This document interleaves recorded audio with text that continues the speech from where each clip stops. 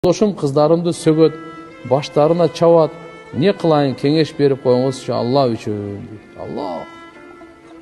Иманды жашоонун кесепети ушу да. Акчалары болсо керек, машиналары болсо керек, үйү, бала, буюмдары бар, бирок үйдө кандай? Ушу жашоо ушу. Кыздарын урган, астагфирулла. Не деген залым бул я, Алла берген немат. Кыз баланы кантип урсын адам? Эркек адам, кызды таптак урганга болбойт.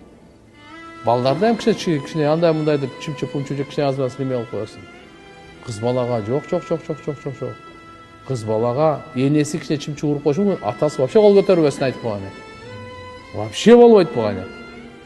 Пайгамбар саллаллаху алейхи ва саллям балдарыңарды сыйлагыла деген. Акриму ауладакум, балдарыңарга сый көрсөткүлө деген. Пайгамбарыбызга ошо кызы Фатима энебиз келгенде ордунан тура калып учурашат эле.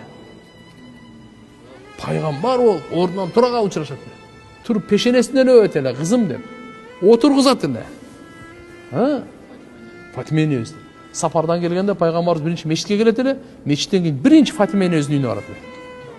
Анан жубайлардын үйүнө барат эле. Кыз балага мындай кылган болбойт. Алла Тааланын бул нематы таксырлар. Баягындай да Кур'ан окубайт да булчу. Бул зикир кылбайт.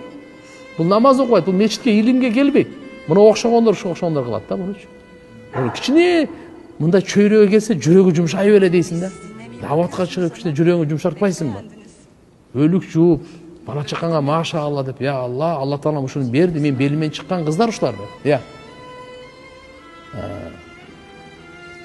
Кыздардын даражасы бийик.